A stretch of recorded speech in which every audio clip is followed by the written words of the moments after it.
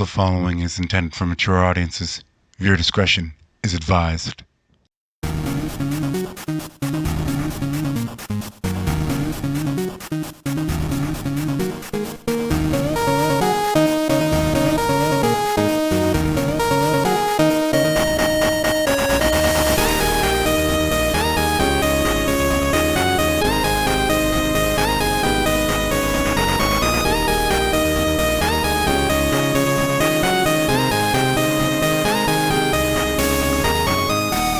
Welcome, Deadites, to part 7 of What If Deku Wasn't Saved in Time. Last time we left off, the hero-villain exercise, or more accurately, the combat exercise, was about to go down. Now I swear to all that I hold holy that I ran both the pairings and the matches through a randomizer. The teams are as follows. Team A, Sero and Hagakure. Team B, Ashido and Mucosa. Team C, Jiro and Mineta. Team D, Momo and Kaminari. Team E, Uraraka and Shoji. Team F, Ojiro and Ida. Team G, Tokoyami and Kirishima. Team H, Koda and Froppy. Team I, Todoroki and Bakugo. Team J, Sato and Aoyama. Now here are the fights.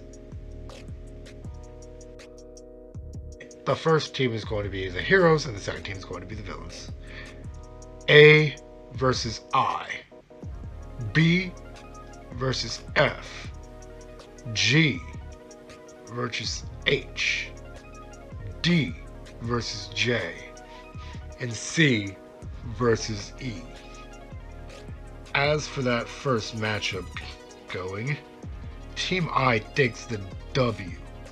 By the way, for the first time in one of my stories, we are dealing with Canon Todoroki, so he's got problems with his fire side. Good thing that his ice made Sarah's tape brittle enough that with a few well-placed explosions pretty much rendered it useless. All Shoto had to do to deal with Hagakure was drastically lower the temperature in the room. I mean, she is naked. This is where things get really fun since Mina and Mucosa are on the same team. I'm gonna take you to the locker room just before their match. Mina was getting dressed when Mucosa spared a glance. Wow, Miss Ashido. You're incredible. Mina giggles a little bit and grabs Mucosa. Hey, you're no slouch yourself. So I take it we're on speaking terms? Mucosa says yes, but warns her she's on thin ice. They have forgiven Mina, but they did not forget. Hey, you got it, girl. For the last time, Mina, I am genderless. Mucosa was so worked up that they didn't even realize that they had called Mina by her first name. Something they've only done with 2 other people their age. Once they did, Mucosa changed to slime form. You're kidding, right, Miss Ashido? I mean, I'm just a ball of slime. What look could I possibly have with someone else in a romantic manner? Mina got in Mucosa's grill. There will be none of that, you hear me? You are beautiful in both your male and female form, and are absolutely adorable in your slime form. I will not tolerate a friend of mine demeaning herself. One prod, and it was clear that Mina meant it. Her mind had an air of total trust. Mucosa just couldn't put their mind on why she trusted them so fully. That and she wasn't gonna budge on not assigning Mucosa a gender of female. Mucosa sighs and morphs into their female costume. Mucosa felt Mina's upbeat attitude and liked it. Miss Ashido. Mina glared at Mucosa physically and mentally. Okay, Mina, let's talk strategy. Mina's face twisted in a smile so dark you wouldn't believe that she was the one who made it. Essentially, Mucosa is about to pimp Mina's ride, so to speak. Her limitation with acid production and causing her skin to keep it damaged, yeah, that's not a thing anymore. She can go all day if she has to. And since acid doesn't really do anything to Mucosa other than make them acidic, these two are the perfect team. Don't forget to mention that this was randomized. So Mina didn't feel useless. They'd let her rampage. Ojiro was guarding the bomb. Mina asked how Mucosa knew that exactly, and they tell her that they don't just speak telepathically, but they can read minds and do a whole lot more too. But with that interruption out of the way, Mucosa gets back to the plan. Ida would no doubt be patrolling for them throughout the building, and wouldn't expect a giant blob, mostly because Mirio deliberately told them not to take on their giant Mount Lady-esque form. Should Mina be detained, Mucosa had a plan. The reason Mucosa had Mina hit them with her acid was quite simple. They would split, but go into battle with Mina. Should they fail on the direct approach, the majority of Mucosa had split off and would make their enemies feel the pain of quote-unquote death. Mucosa had taken the strongest acid Mina could muster and would make the boys think they were melting to death, when in reality, the only thing that was melting was their gear. Mineta would be clinging to the screen, but would be denied that sweet eye candy due to Mucosa taking on a censoring shade of green. Not bad, Mr. Ida. Mr. Ojiro. I don't think I need to tell you what Mucosa's complimenting. The true plan was to lure the boys into a false sense of security, then strike with a vengeance. They were not prepared for that at all, and needless to say, they surrendered to end their quote-unquote pain. Kodo was captured via knockout rather quickly since he couldn't get animals on time, and Froppy made the boys work for it. But in the end, they still won. Mucosa was quite impressed. Well done, Tsuyu. You made him earn it, and you were quite marvelous in delaying your capture. I expect no less from you, my dear friend. Mina was a little jealous at the fact that Mucosa was so open with their friendship with Tsuyu, and had to be pressured into using her name, however. In fact, she was clearly pouting. As far as the D versus J match, it was so close in my mind, at least, that I had to roll a damn dice, and the decision was Sato and Aoyama barely won the battle. Momo managed to make a few barriers powered by Kaminari. However, he eventually topped out, and you know what happens when he does that. Momo was left to the assault of Sato and Aoyama and eventually gave up. Jiro and Mineta tried their hardest, but Uraraka and Shoji took the W. Between Shoji knocking debris loose and Uraraka doing her thing, Jiro and Mineta were taken down. Don't get me wrong, due to Jiro's quirk they were able to find, well, the bomb quite quickly since they were pretty much near it anyway. But Uraraka had planned on that and had many traps lying in wait for the two heroes. They just couldn't keep up with her. Well done, students. Short of Mucosa, I would have to say that the MVP here was the pairing of Todoroki and Bakugo. Your training has come in handy, Katsuki, And so has yours, young Mr. Todoroki. Now, if only you could use your quirk to its fullest. Shoto did not like that comment, but he knew full well that Miria was not some goon of his father's, and this was his true opinion. Mucosa would also go on record to say that as well. Tenya would go on to complain that Mucosa was far too brutal, but Mirio came to their defense quickly. No, actually, they weren't. I've known them for years, and Mucosa could have done far worse to you if they deemed it necessary. Remember, while you only mentally felt the pain of being dissolved, you were actually quite fine short of having been naked for quite a while, and you both swallowed quite a bit of Mucosa. They could have shut down your bodies for quite some time if they wanted to. Everyone's looking at horror, but Ida tries to say more. But All Might shuts that down. If you can't seem to understand that you've been beaten, and quite fairly, might I add, then maybe you shouldn't be here, young Ida. Perhaps I should have a word with Ingenium. Ida went stiff as a log at that. Tsuyu went to scoop up Mucosa, but Mina made her way to them as well. Ashido, I don't have a problem taking them, Ribbit. They are my best friend after all, Ribbit. That kinda irked her for some reason. Well, she's my partner. If you don't mind, that is, Mucosa. Mucosa was stuck between a rock and a hard place and made a call to Katsuki. Yeah, I ain't getting in the middle of that. Sorry, Mucosa.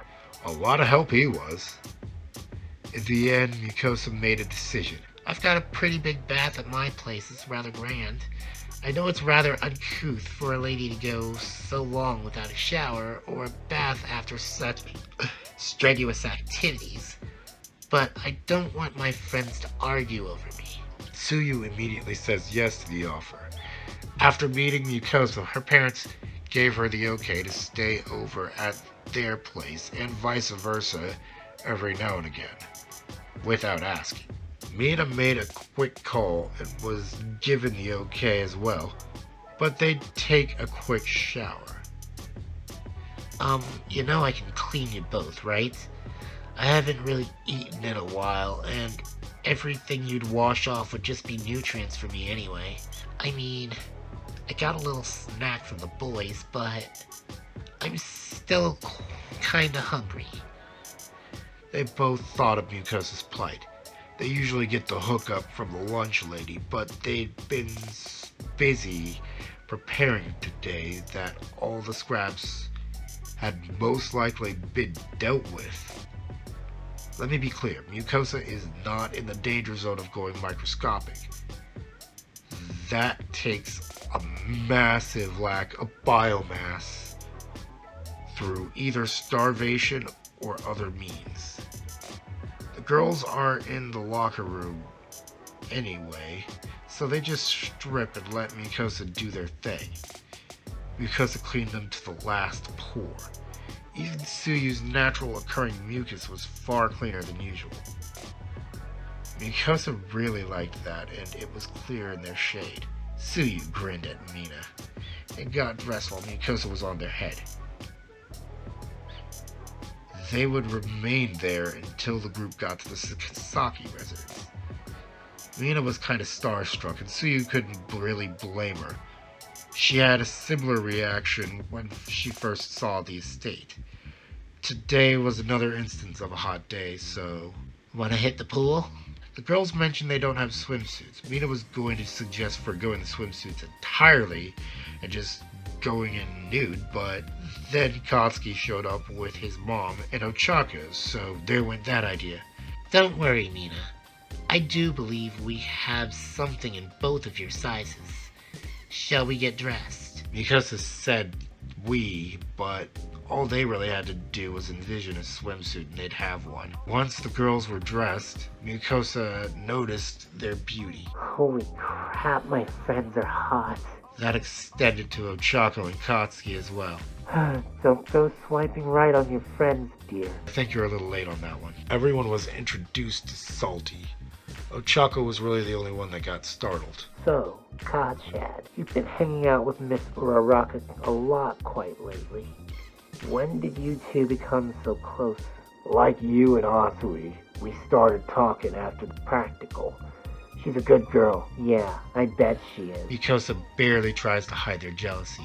What's that Uraraka girl got that they don't, anyway? Now, Mucosa isn't drinking from their own cup at the moment, so to speak, but they would take the compliments that were given to them to heart. In an attempt to scope out the competition, learn more about Ochako, Mucosa would invite Ochako to stay over.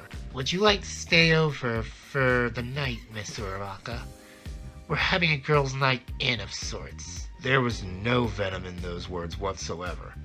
If Koski was interested in spending his time with this girl, then Mucosa would have to acquaint themselves with her. The girls went to dry off, and, well, short of Uraraka. Not that Mucosa really needs to dry their slime, so they're not wet, technically. Well, they are and they aren't at the same time. Koski was getting ready to leave. His mom was already in the car and waiting. Koski gets close to Ochako and quickly kisses her while, Watcher and Salty witness the kiss. Salty was submerged and not noticeable, and Watcher was in the clouds at current. Salty, Mucosa is going to be heartbroken, Watcher calls out to their friend. I suppose we can protect them from the awful truth as long as possible. With that little statement, the two had agreed to do just that. Mucosa was not ready for this advancement. They have small, unique bits of Mucosa within them so they can communicate telepathically, and not necessarily linked to Mucosa per se. What's left in them is all part of them, so what they know, unless they choose to share it with Mucosa, Mucosa's not going to know. I know some of you guys are probably cringing. Bakugo and Uraraka, but remember this is a different Bakugo and a different Uraraka, so this could happen. The night went rather well, and they all had fun. Mucosa now has yet another female friend, or frenemy, I suppose. A few days later, listen up. You need a class president and vice president. I'll leave the decision up to you. Hurry up, though.